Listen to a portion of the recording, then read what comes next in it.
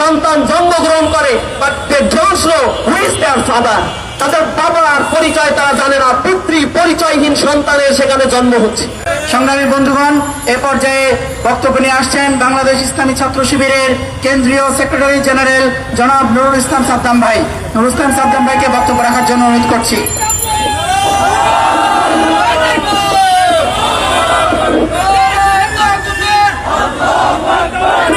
আউযু বিল্লাহি মিনাশ শাইতানির রাজীম। বিসমিল্লাহির রহমানির রহিম। শহীদ কাফেলা প্রান্তীয় সংগঠন বাংলাদেশ ইসলামী ছাত্র শিবির ঢাকা মহানগর শাখার উদ্যোগে আয়োজিত ধর্ষণের বিরুদ্ধে আজকের এই ঐতিহাসিক মানববন্ধনে উপস্থিত ইসলামী ছাত্র শিবিরের শাখা এবং কেন্দ্রীয় পর্যায়ের নেতৃবৃন্দ, আইন শৃঙ্খলায় নিয়োজিত ব্যক্তিবর্গ, ইন্টেলিজেন্সের ব্যক্তিবর্গ, উপস্থিত সম্মানিত সাংবাদিক বন্ধুগণ, আসসালামু আলাইকুম ওয়া রাহমাতুল্লাহি ওয়া বারাকাতুহু।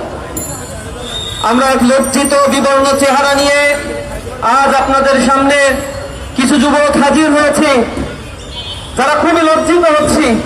একটি স্বাধীন ভূখণ্ড, 50 বছরের অধিক যে সময় আমরা পার করেছি, এরপরেও এসে আমাদের দেশে ধর্ষণের বিরুদ্ধে মানববন্ধন করে এদেশের কর্তা ব্যক্তি এবং এদেশের মানুষদেরকে সচেতন করার জন্য আমাদেরকে ধিক্কার জানাতে হয়। আমরা লজ্জিত হয়ে পড়েছি। আজ যখন আসিয়ার দিকে আমরা তাকাই, তিনি বাইরের কোনো মানুষের দ্বারা দর্শিতা হন নাই, তার ঘরের মধ্যে ওই নারীর জন্য নিরাপদ অবস্থান তৈরি করতে সমাজ ব্যবস্থা পারে নাই। এটা আমাদের জন্য বড়ই লজ্জার, এটা আমাদের জন্য বড়ই লজ্জার একটি বিষয়। আমরা লক্ষ্য করেছি এই ধর্ষণের সংস্কৃতি বাংলাদেশে নতুন নয়। 2016 সাল থেকে 2020 সাল পর্যন্ত সরকারের হিসেব মতে এই দেশে 26,695টি ধর্ষণের মামলা রেকর্ড হয়েছে। 2020 সাল থেকে 2024 সাল পর্যন্ত 6,400-র অধিক ধর্ষণের ঘটনা এই বাংলাদেশে রেকর্ড হয়েছে, যার মধ্য দিয়ে 3,471টি ঘটনা ঘটেছে যেখানে 18 বছরের কম নারীদেরকে ধর্ষণের শিকার করা হয়েছে। কিন্তু আমরা এর কোনো বিচার পাই নাই।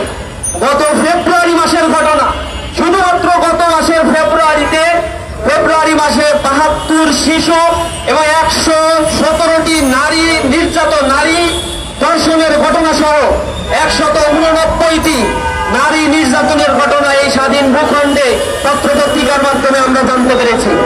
সুতরাং ধর্ষণের এই ঘটনা নিত্য নৈমিত্তিক একটা ব্যাপারে পরিণত হয়েছে এই বাংলাদেশে। এটি একটা ট্রেডিশন, একটি কালচারে পরিণত হয়েছে। আমরা আরো বেশি লজ্জিত যখন আমরা দেখি নারী ও শিশু নির্যাতন ট্রাইব্যুনাল গঠন করা হয়েছে শুধুমাত্র তড়িৎ বিচারের প্রক্রিয়াকে ত্বরান্বিত করার জন্য। কিন্তু আমরা লক্ষ্য করেছি নারী ও শিশু নির্যাতন এই ট্রাইব্যুনালে প্রতি 5 বছরে এভারেজে 30,000 বা 32,000 মামলা এখানে দায়ের করা হয়। কিন্তু দীর্ঘসূত্রিতার কারণে এখান থেকে মাত্র 4 থেকে 5% মামলার বিচার কার্য আমরা দেখতে পাই। বাদ বাকি 95% কেসের ক্ষেত্রেই এই ধর্ষক লম্প চরিত্রহীন মানুষগুলো তারা বিচারহীনতার কারণে তারা জামিন নিয়ে আমাদের সমাজেই বসবাস করছে এবং একের পর এক ধর্ষণের ঘটনা ঘটিয়ে তারা গর্ব সহকারে কোনো না কোনো রাজনৈতিক আশ্রয় নিয়ে তারা এ সমাজে বীর তর্পে অবস্থান করে। আমরা হীন কালচারের পরিবর্তনের জন্য তীব্র আন্দোলন গড়ে তুলব ইনশাআল্লাহ। ইসলামী ছাত্র শিবির বলতে চায়, বাংলাদেশে নারীদের মর্যাদাকে সমুন্নত করার জন্য ইসলাম যে মর্যাদা দিয়েছে, ইসলামী আইন যে বিধানের কথা বলেছে, আপনারা আজকে দেখেছেন নারীরা মিছিল করে বলছে ধর্ষকদের সর্বোচ্চ শাস্তি আজ মৃত্যুদণ্ড দিতে হবে। এটা 1550 বছর আগে ইসলাম বলে দিয়েছে ধর্ষকদের শাস্তি হবে পাথর মেরে প্রকাশ্য দিবালোকে তাদেরকে হত্যা করতে হবে। বাংলার জমি আর কোন ধর্ষকের জন্ম হবে না। কিন্তু এই সংস্কৃতি আমরা দেখি না। একটা ধর্ষণের মামলা নিতে গেলে যে কাহিনী করা হয়, একটা ধর্ষণের মামলা দেওয়ার পরে 7-8 বছর চলে যায়, সেই মামলার কোনো সুরাহা হয় না। আমরা এই বিচার ব্যবস্থাকে জেলে সাধারণের জন্য সরকারের প্রতি উদাত্ত আহ্বান জানাচ্ছি। আমরা আরো উদ্বেগের সাথে লক্ষ্য করি, কোন ঘটনা ঘটার পরে বাংলাদেশে একটি রাজনৈতিক দল এখন বলার চেষ্টা করছে বাংলাদেশে নির্বাচিত কোনো গভর্নমেন্ট নাই, এ কারণে এই ঘটনাগুলো ঘটছে। আমরা আরো লজ্জিত, এদেশে এই জুলাই বিপ্লব পরবর্তী যে জাতীয় ঐক্যমত গড়ে ওঠার কথা ছিল, এই ঐক্যমত গড়ে উঠলে এই জাতীয় দর্শন, ছিনতাই, লুটেরাজদের কোনো স্থান এই বাংলাদেশে হতো না। কিন্তু আমরা সেই জাতীয় ঐক্যমতের বিপরীতে গিয়ে শুধুমাত্র যে কোনো ঘটনা ঘটলেই শুধুমাত্র নির্বাচনী একমাত্র সমাধানের দিকে একটি বৃহৎ রাজনৈতিক দল যে বলিয়া উড়াচ্ছেন, আমরা তো দেখতে পাচ্ছি তাদের কিছু কর্মীর মাধ্যমে এই দর্শনের ঘটনা, লুটতরাজের ঘটনাগুলো ঘটছে।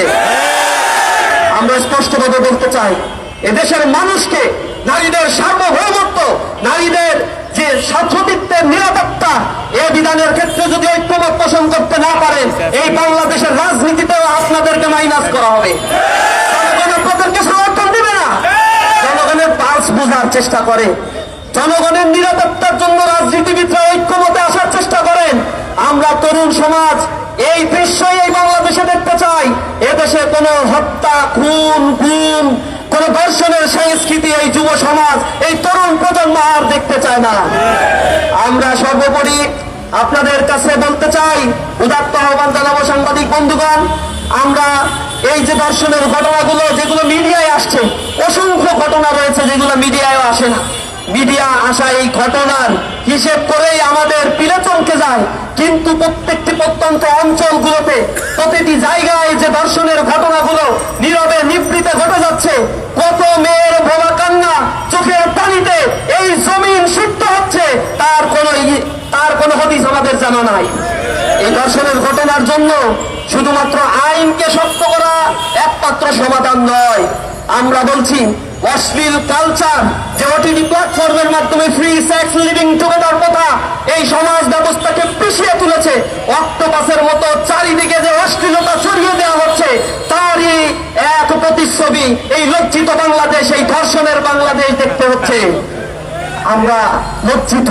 এই দেশের শিক্ষা কাঠামোকে ঢেলে সাজাতে হবে, এই দেশের কালচারাল সিস্টেমকে নতুন ভাবে চিন্তা করতে হবে।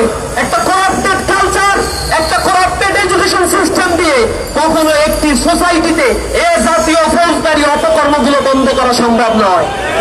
আমরা দেখেছি ইসলামিক যে দেশগুলো রয়েছে, মুসলিম কান্ট্রিগুলো আপনারা লক্ষ্য করবেন, ধর্ষণের পরিমাণ নেগেটিভে রয়েছে, জিরো। সেখানে ধর্ষণের কেস খুবই রেয়ার।